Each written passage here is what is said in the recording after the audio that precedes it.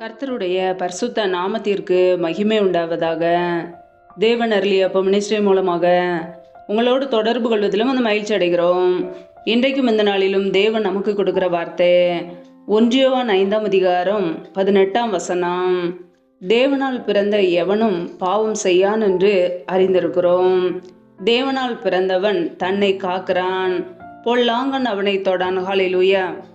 கிறிஸ்துவுக்குள் பிரியமானவர்களே, கர்த்தருடைய வார்த்தை சொல்லுகிறது, தேவனால் பிறந்த எவனும் பாவம் செய்யான் என்று அறிந்திருக்கிறோம். தேவனால் பிறந்தவன் தன்னை காக்கிறான், பொல்லாங்கன் அவனை தொடான் என்று. பிரியமானவர்களே, நம்முடைய வாழ்க்கையிலே தேவனால் பிறந்தவர்களாய் நாம் இருக்கும்போது நாம் பாவம் செய்யாதபடிக்கு நாம் வாழ முடியும். ஹல்லேலூயா. வேதத்திலே நாம் வாசிக்கிறோம், யோவான் எழுதிய சுவிசேஷ பகுதி 1ஆம் அதிகாரம் 12ஆம் வசனத்திலே, அவருடைய நாமத்தின் மேல் விசுவாசம் உள்ளவர்களாய் அவரை ஏற்றுக்கொண்டவர்கள் எத்தனை பேர்களோ அத்தனை பேர்களும் தேவனுடைய பிள்ளைகளாகும்படி அவர்களுக்கு அதிகாரம் கொடுத்தார். அவர்கள் இரத்தத்தினாலாவது மாம்ச சித்தத்தினாலாவது புருஷனுடைய சித்தத்தினாலாவது பிறவாமல் தேவனாலே பிறந்தவர்கள் என்று கர்த்தருடைய வார்த்தை தெளிவாக கூறுகிறது. யாரெல்லாம் கர்த்தராகிய இயேசு கிறிஸ்து என்ற நாமத்தின் மீது விசுவாசம் வைத்து அவரை ஏற்றுக்கொள்கிறார்களோ அவர்கள் தேவனுடைய பிள்ளைகள். தேவனுடைய பிள்ளைகள் என்ற அதிகாரத்தை தேவன் நமக்கு கொடுத்திருக்கிறார். ஹல்லேலூயா. நம்முடைய வாழ்க்கையிலே ஒவ்வொரு நாளும் கர்த்தரை விசுவாசத்தோடு தேடும்போது, அவரையே சார்ந்து வாழும்போது, அவருடைய பிள்ளைகளாய் வாழும்போது, அவரில் நிலைத்திருக்கும் போது பாவம் செய்யாதபடிக்கு நாம் வாழ முடியும். ஹல்லேலூயா. தேவனால் பிறந்த எவனும் பாவம் செய்யான் என்று அறிந்திருக்கிறோம். தேவனால் பிறந்தவன் தன்னை காக்கிறான். பிரியமானவர்களே, தேவனால் பிறந்தவன் தன்னை காத்து கொள்வான். இந்த உலக பாவங்களுக்கு, உலக இச்சைகளுக்கு, துன்மார்க்க ஜீவியத்திற்கு விலகி அவர்கள் காத்து கொள்வார்கள். ஹல்லேலூயா. வேதம் சொல்கிறது, 1 யோவான் 3ஆம் அதிகாரம் 6ஆம் வசனத்திலே, அவரில் நிலைத்திருக்கிற எவனும் பாவம் செய்கிறதில்லை, பாவம் செய்கிற எவனும் அவரை காணவும் இல்லை, அவரை அறியவும் இல்லை என்று கர்த்தருடைய வார்த்தை கூறுகிறது. பிரியமானவர்களே, நம் ஒவ்வொரு நாளும் இயேசு கிறிஸ்துவிலே நிலைத்திருக்கும் போது இந்த உலக பாவங்களுக்கு விலகி நாம் வாழ முடியும். பிரியமானவர்களே, கர்த்தரை விட்டு விலகி போகாதபடிக்கு ஒவ்வொரு நாளும் நம் இயேசு கிறிஸ்துவிலே நிலைத்திருக்க வேண்டும். அவருடைய வார்த்தையிலே நாம் நிலைத்திருக்க வேண்டும். ஹல்லேலூயா. கர்த்தராகிய இயேசு கிறிஸ்து கூறினார், என்னில் நிலைத்திருங்கள், நானும் உங்களில் நிலைத்திருப்பேன். கொடியானது திராட்சை செடியில் நிலைத்திராவிட்டால் அது தானாய் கனி கொடுக்க மாட்டாதது போல நீங்களும் என்னில் நிலைத்திராவிட்டால் கனி கொடுக்க மாட்டீர்கள் என்று. பிரியமானவர்களே, நாம் கர்த்தராகிய இயேசு கிறிஸ்துவிலே நிலைத்திருக்கும் போது கனி உள்ள ஒரு வாழ்க்கை வாழ முடியும். ஹல்லேலூயா.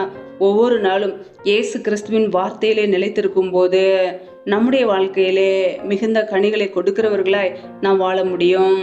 நீங்கள் என்னிலும் என் வார்த்தைகள் உங்களிலும் நிலைத்திருந்தால் நீங்கள் கேட்டுக்கொள்வதோ அது உங்களுக்கு செய்யப்படும் என்கிறார். பிரியமானவர்களே, நம் இயேசு கிறிஸ்துவிலே நிலைத்திருக்கும் போது, அவருடைய வார்த்தையிலே நிலைத்திருக்கும் போது நம் எதையெல்லாம் ஜெபத்திலே கேட்கிறோமோ கர்த்தர் நமக்கு செய்து கொடுப்பார். நம்முடைய வாழ்க்கையிலே இயேசு கிறிஸ்துவிலே நிலைத்திருக்க வேண்டும்.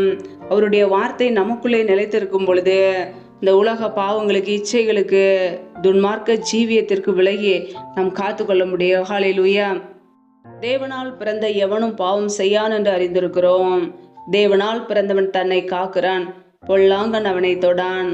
பிரியமானவர்களே, நம்முடைய வாழ்க்கையிலே தேவனால் பிறந்த பிள்ளைகளாய் உலக பாவங்களுக்கு விலகி காத்து கொள்ளும் போது எந்த சத்ருவும் நம்மை தொட முடியாது, எந்த பிசாசும் நம்மை தொட முடியாது. பிரியமானவர்களே, நாம் உலக பாவங்களிலே, துன்மார்க்கமான காரியங்களிலே ஈடுபடும் போது சத்ருவானவன் நம்மை தொடுகிறான். பிசாசின் கிரியைகளுக்கு நாம் இடம் கொடுக்க கூடாது. ஒருபோதும் தேவனுடைய வார்த்தைக்கு மீறி நடக்கக்கூடாது. தேவனுடைய வார்த்தைக்கு கீழ்ப்படிந்து பிசாசுக்கு நாம் எதிர்த்து நிற்க வேண்டும். இன்றைக்கு ஏன் அநேக குடும்பங்களிலே சத்துருக்களின் போராட்டம் என்றால், உலக பாவங்களுக்கு தங்களை காத்து கொள்ளாததினாலே, தங்களுடைய சுய விருப்பத்தின்படியே, சுய இஷ்டத்தின்படி வாழ்வதினாலே சத்ருவானவன் தொடுகிறான். நம்முடைய வாழ்க்கையிலே ஒருபோதும் சத்ருவானவனுக்கு நாம் இடம் கொடுக்கக்கூடாது. பிரியமானவர்களே, தேவனுடைய பிள்ளைகளாய் அவருடைய வார்த்தைக்கு கீழ்ப்படிந்து இந்த உலக காரியங்களுக்கு விலகி நம்மை காத்துக்கொள்வோம். தேவனால் பிறந்தவர்களாய் வாழ்வோம். பொல்லாங்கன் நம்மை தொட முடியாது, நம்முடைய குடும்பத்தை தொட முடியாது. எந்த நஷ்டங்களையோ இழப்புகளையோ பலவீனங்களையோ அவன் கொண்டு வர முடியாது. பிரியமானவர்களே, தேவனுடைய பிள்ளைகள் என்ற அதிகாரத்தை தேவன் கொடுத்திருக்கிறார். இயேசு கிறிஸ்துவே நம்பி வாழ்வோம், அவரையே சார்ந்து வாழ்வோம், அவருடைய வார்த்தையிலே முடிவு பரியந்து நிலைத்திருப்போம். கர்த்தர் நம்மை பரிபூரண நன்மையினால் நிரப்புவார். ஹல்லேலூயா. கர்த்தர் தாமே உங்களை ஆசீர்வதிப்பாராக. ஆமென். நம்மை நாமே தேவ சமூகத்திலே தாழ்த்தி அர்ப்பணித்து ஜெபிப்போம். ஜெபம். எங்களை அதிகமாய் நேசிக்கிற எங்கள் அன்பின் பரலோக பிதாவே, மெய் துதிக்கிறோம், ஸ்தோத்திரிக்கிறோம் அப்பா. இந்த இரவு வேலைக்காக மெய் துதிக்கிறோம், ஸ்தோத்திரிக்கிறோம் அப்பா. இந்த நாள் முழுவதும் எங்களை பத்திரமாய் பாதுகாத்து கொண்டீரே, அதற்காக உமக்கு ஸ்தோத்திரம், ஸ்தோத்திரம், ஸ்தோத்திரம் அப்பா.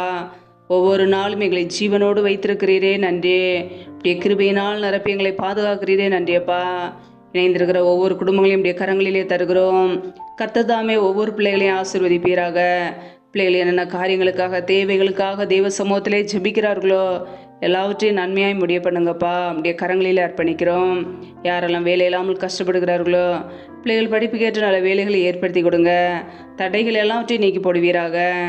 எந்தெந்த குடும்பங்களிலெல்லாம் திக்கற்றவர்களாய் தனிமையோடு வாழ்கிறார்களோ, கணவரால் கைவிடப்பட்ட ஒரு நிலைமையிலே பிள்ளைகளை வளர்க்க முடியாதபடிக்க கஷ்டப்படுகிறார்களோ, கர்த்தர் அந்த குடும்பத்துக்கு உதவி செய்யுங்கப்பா. திக்கற்ற பிள்ளைகளுக்கு நீரே சகாயர், மனம் இறங்குவீராக. உதவி செய்யுங்க. பிள்ளையுடைய பண தேவைகளை சந்திங்க, பொருளாதார தேவையில சந்திங்கப்பா. ஆசீர்வதிங்க. எந்தெந்த குடும்பங்களிலெல்லாம் கடன் பிரச்சனையில கஷ்டப்படுகிறார்களோ, கர்த்தர் அந்த குடும்பங்களுடைய கடன் பிரச்சனையிலிருந்து விடுதலை கொடுங்க. கையின் பிரயாசங்களை வர்த்திய பண்ணுங்க.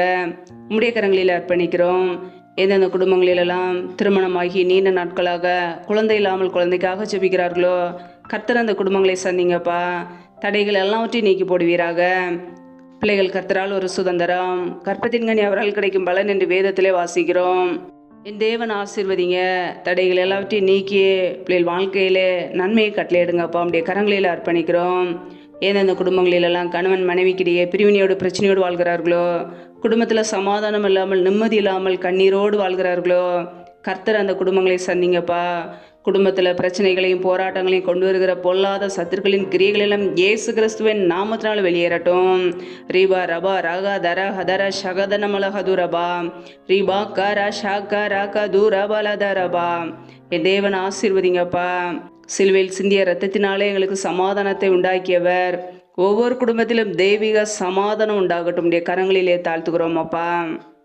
எந்தெந்த குடும்பங்களிலெல்லாம் பலவீனத்தோடு கஷ்டப்படுகிறார்களோ, கர்த்தர் அவர்களை தொடுவீராக. இப்படி சுகமாக்குங்காரம் பிள்ளைகளை தொட்டு சுகமாக்கட்டும். பலவீனத்திலே இப்படிய பலன் பரிபூரணமாய் விளங்கட்டும். இப்படிய நன்மையினால் நிரப்புங்கப்பா. பிள்ளைகள் என்னென்ன காரியங்களுக்காக காத்திருக்கிறார்களோ எல்லாவற்றிலும் நன்மையை கட்டளையிடுங்க, வாய்க்க பண்ணுங்க. செய்கிற எல்லா வேலைகளையும் முயற்சிகளையும் வாய்க்க பண்ணுங்கப்பா. இப்படியே கரங்களில் அர்ப்பணிக்கிறோம். இந்த இரவு நேரத்தில் இன்பமான தூக்கத்தை கொடுங்க. சத்துரு கொண்டு வருகிற போராட்டங்கள், பிரச்சனைகள், மரண பயங்கள், இருளின் அதிகாரங்கள், ஆபத்துகள், நாச மோசங்கள், தீமைகள், விக்னங்கள் எல்லாவற்றுக்கும் விலைக்கு பிள்ளைகளை பாதுகாத்து கொள்ளுங்க. இப்படியே ரத்த கோட்டைகளை மூடி மறைத்து கொள்ளுங்கப்பா. ஆசீர்வதிங்க, பலப்படுத்துங்க. அதிகாலையில் எழுந்து தேவ சமூகத்திலே காத்திருக்க, உம்மை துதிக்க முடிய நாமத்தை உயர்த்த எங்களை அர்ப்பணிக்கிறோம். எங்களை இப்படிய கரங்களிலே தாழ்த்து ஜெபிக்கிறோம். தொடர்ந்து எங்களை ஆசீர்வதிப்பீராக, பாதுகாத்து கொள்வீராக. ஜீவனுள்ள நாட்களெல்லாம் நன்மையும் கிருபையும் தொடரும் என்ற வார்த்தையின் பிரகாரம் ஒவ்வொரு குடும்பத்தையும் இப்படி நன்மையினாலும் கிருபையினாலும் நிரப்ப போகிற கிருபைக்காக உமக்கு ஸ்தோத்திரம். இப்படிய கரங்களிலே தாழ்த்தி ஜெபிக்கிறோம். எல்லா துதி கன மகிமையெல்லாம் ஒருவருக்கே செலுத்துகிறோம். ஏசு கிறிஸ்துவின் மூலம் ஜெபிக்கிறோம் ஜீவனுள்ள நல்ல பிதாவே, ஆமேன். கர்த்தர் தாமே உங்களையும் உங்கள் குடும்பங்களையும் ஆசீர்வதிப்பாராக. ஆமேன். Thanks for watching. Please subscribe our channel. Click the like and share. Click the bell. God bless you.